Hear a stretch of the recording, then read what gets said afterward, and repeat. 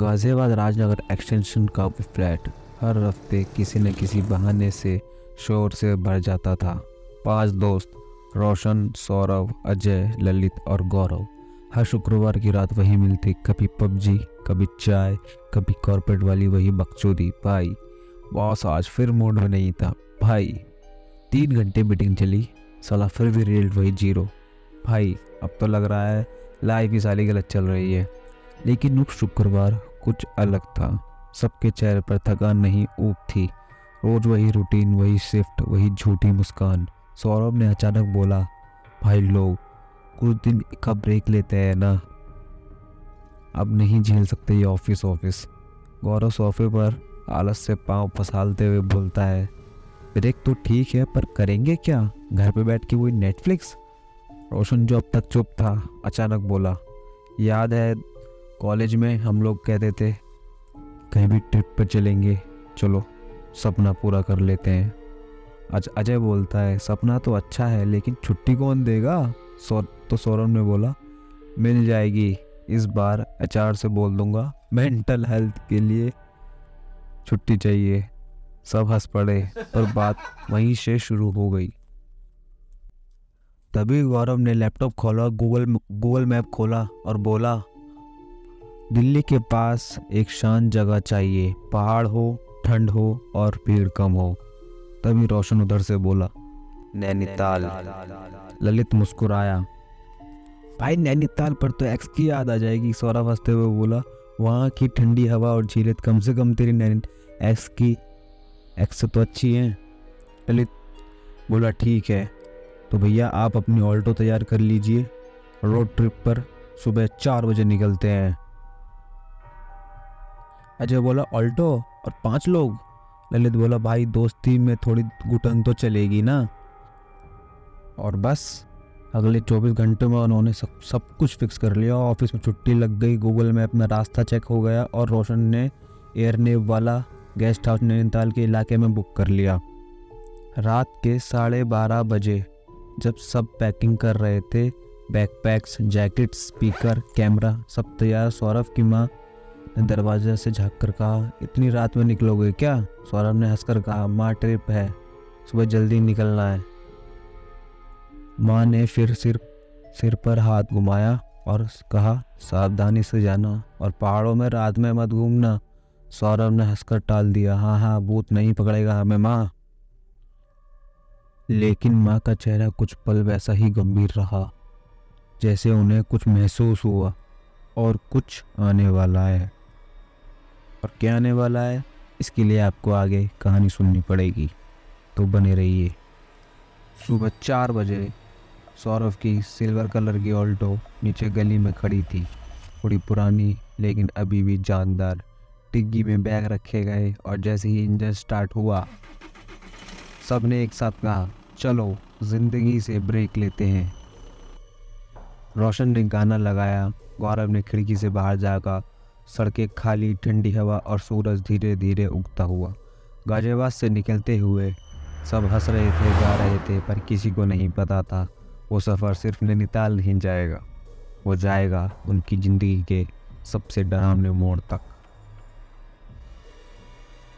सूरज धीरे धीरे आसमान में चढ़ रहा था। ललित ड्राइवर कर रहा था और सौरभ उसके बगल में म्यूजिक का जिम्मा लिए बैठा था। पीछे रोशन, अजय और गौरव चिप्स और कॉफ़ी का जॉक्स का ठेला लिए बैठे थे। सड़कें खुली थी, हवा ठंडी और माहौल में बिल्कुल वैसा जैसे किसी फिल्मी रोड ट्रिप पर होता है। तभी सौरभ बोला, देखा भाई मेरी ऑल्टो ने कमाल कर दिया ना, इतनी पुरानी गाड़ी फिर भी एकदम मस्त चल रही है रोड पर। ललित हंसते हुए बोला, बस कहीं बीच में दम न तोड़ दे। सब ठहाके लगाने लगे, लेकिन जैसे जैसे वो लोग पहाड़ों की ओर बढ़ने लगे, उनकी हंसी धीरे धीरे अजीब खामोशी में बदलने लगी। क्लाउड्स नीचे उतरने लगे और पहाड़ों में हवा एक ठंडी लाने लगी, वो ठंडक जो सिर्फ मौसम से नहीं आती। दोपहर के करीब 2 बज रहे थे। रामनगर पार करने के बाद रास्ता 2 तरफ बट रहा था। सामने एक पुराना जंग लगा बोर्ड लगा था जिस पर आधा कटा हुआ लिखा था, नैनीताल 32 किलोमीटर। तभी गौरव ने गूगल मैप निकाला और बोला, मैप में तो यही रास्ता लग रहा है यार, लेकिन जो ये साइड वाला रास्ता जा रहा है ना, ये इससे 10 किलोमीटर कम लग रहा है। ललित ने कहा, तो वही लेते हैं ना, छोटा रास्ता हमेशा बेहतर होता है। तभी सौरभ बोला, छोटा रास्ता हमेशा बेहतर नहीं होता, कभी कभी गड़बड़ भी हो जाती है भाई। गाड़ी फिर भी 10 किलोमीटर वाले रास्ते पर मुड़ गई। एक पतली टेढ़ी सड़क जिसके दोनों तरफ एक चीड़ के पेड़ थे। धुंध इतनी गहरी कि हेडलाइट भी पूरी नहीं काट पा रही थी। करीब 10 मिनट के बाद रोशन ने धीरे से कहा, यार ये रास्ता तो अजीब लग रहा है, ना कोई गाड़ी दिख रही है, ना गाँव दिख रहा है। गौरव ने मजाक में कहा, भाई ये रास्ता तो है भी न। पर तभी गाड़ी के आगे सड़क के बीचों बीच एक छोटा सा पत्थर का मंदिर आ गया, बिल्कुल सुनसान, लाल कपड़ों में सजा हुआ। दीवार पर लिखा था, यहाँ मत रुकना। ललित ने गाड़ी धीरे की। सौरभ ने सिर घुमाकर देखा। मंदिर के पीछे एक पुराना पेड़ था और उस पर कुछ लटका हुआ था। वो उतरा और धीरे से पास गए। वो लाल कपड़े में बंधा हुआ कोई टूटा हुआ गुड्डा था, जिसकी आंखें काली राख में रंगी थी। क्या है ये? अजय ने दूर से पूछा। सौरभ ने धीरे से कहा, किसी ने शायद तांत्रिक पूजा की होगी। हवा में अचानक झोंका उठा, गुड़िया हिली और उसके नीचे की मिट्टी में कुछ चमका, जैसे कोई पुराना कांच का टुकड़ा या चांदी का लॉकेट। सौरभ झुका, लॉकेट उठाया और उस पर उभरा हुआ था एक नाम, नीरज। रोशन ने कहा, फेंक दे यार वो चीज़, पर सौरभ ने उसे जेब में रख लिया। अरे कुछ नहीं होगा, बस एक पुराना लॉकेट ही तो है यार। तभी ललित ने हॉर्न बजाया, चलो भाई देर हो रही है। सभी गाड़ी में बैठे। जैसे ही ऑल्टो आगे बढ़ी, मंदिर की घंटी बजी, अपने आप बजने लगी। कोई हवा नहीं थी, फिर भी लगातार टन टन टन बजती रही और दूर जंगलों में कुत्तों के भौंकने की आवाज़ आने लगी। अब शाम होने लगी थी। आसमान नीला नहीं, राग जैसा लग रहा था। रास्ता पत्थरों से भरा था और सिग्नल भी फिर गायब। गौरव बोला, मैप बंद, नेटवर्क बंद, और ऊपर से तू बोल रहा था शॉर्टकट लेंगे। ललित ने धीमे से कहा, बस नैनीताल 10 मिनट की दूरी पर ही है, हम इसी रोड पे चलते रहेंगे तो ये रास्ता नैनीताल ही खुलेगा। लेकिन तभी सौरभ ने कहा, रुको। सबने देखा, सड़क के किनारे एक पुरानी नीली साइकिल गिरी थी, साथ में किसी बच्चे का जूता पड़ा था। रोशन ने हौले से कहा, शायद ये किसी का एक्सीडेंट हुआ होगा। ललित ने गाड़ी रोकी, सब उतरे। जूतों के पास मिट्टी में छोटे से निशान थे, जैसे कोई नंगे पाँव भागा लेकिन बीच में गायब हो गया। अजय ने कैमरा ऑन किया, चल यार ब्लॉग बनाते हैं, डरावनी ट्रिप हो जाएगी। गौरव हंस दिया, भूतिया रोड और 5 बेवकूफ़ दिल्ली वाले, कहानी तो हिट है यार। पर उसी वक्त जंगल में किसी बच्चे की हल्की सी हंसी गूंजी, बहुत पास से। फिर एक फुसफुसाहट, पास थे ना तुम लोग। 4 ही लौटोगे। सबके चेहरे सख्त हो गए।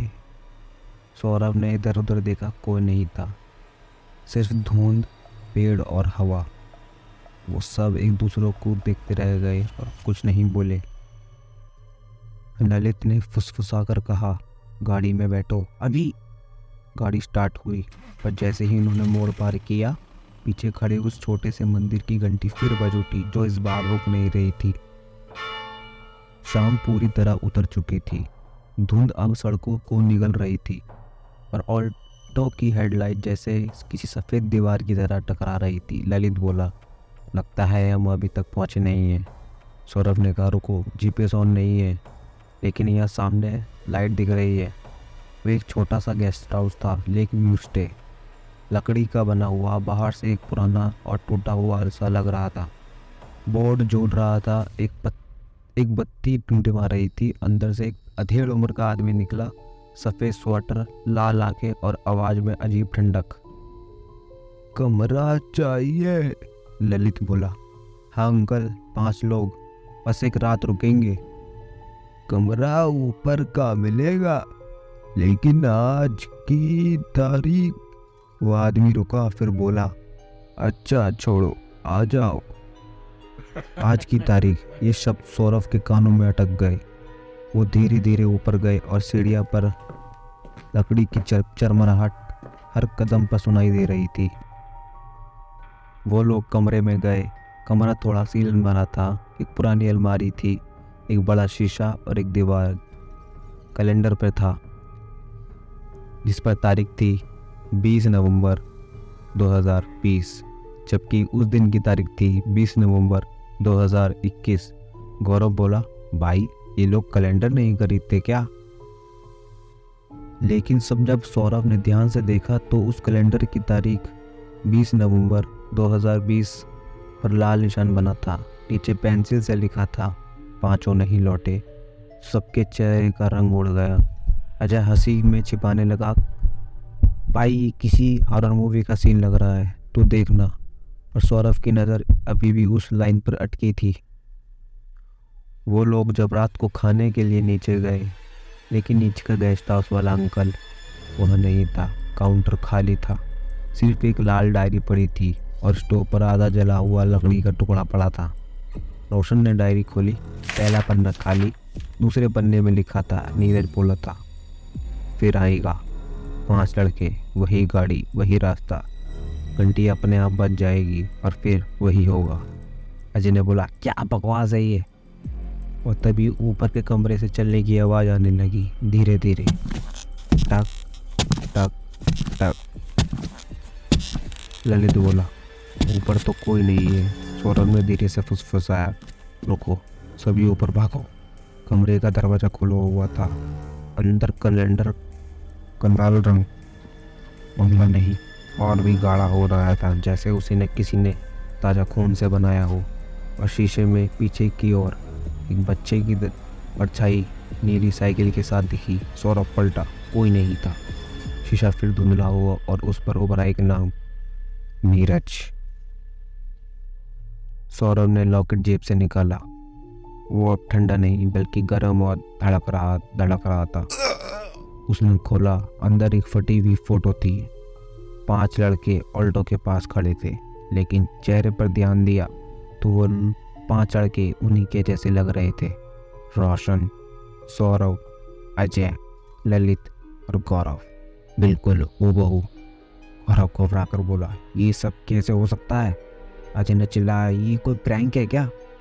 पत्र भी गेस्ट हाउस की घंटी बजी, वही टन टन टन जो मंदिर में बज रही थी।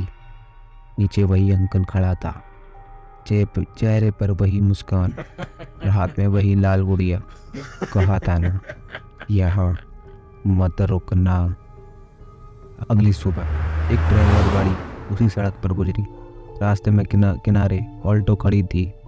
दरवाज़ा खुला, इंजन बंद और सिर्फ अंदर एक लॉकेट पड़ा था, जिस पर लिखा था नीरज। पुलिस रिपोर्ट में लिखा गया, 20 अक्टूबर की रात 5 दोस्त की गाड़ी नैनीताल रोड पर मिली। लोग गायब हैं, कोई निशान नहीं। लेकिन हर साल उसी तारीख पर लेक व्यू स्टे की खिड़कियों के 5 परछाई दिखाई देती हैं, हंसती हुई, तस्वीर खिंचवाती हुई, जैसे वो आज भी ट्रिप पर है। हेलो गाइस, ये थी मेरी स्टोरी। कैसी लगी आपको मेरी स्टोरी? प्लीज़ लाइक, शेयर और सब्सक्राइब करके ज़रूर बताएं। और प्लीज़ कमेंट में ज़रूर बताइए कि मुझे किस किस कमियाँ दूर करनी है, और मुझे बताइए और मैं ज़रूर काम करूँगा। और आपको स्टोरी में कौन सा पार्ट सबसे बेस्ट लगा वो भी ज़रूर कमेंट में बताइए। और मैं आगे भी इस तरह की स्टोरी लाता रहूँगा, तो जुड़े रहें हमारे साथ।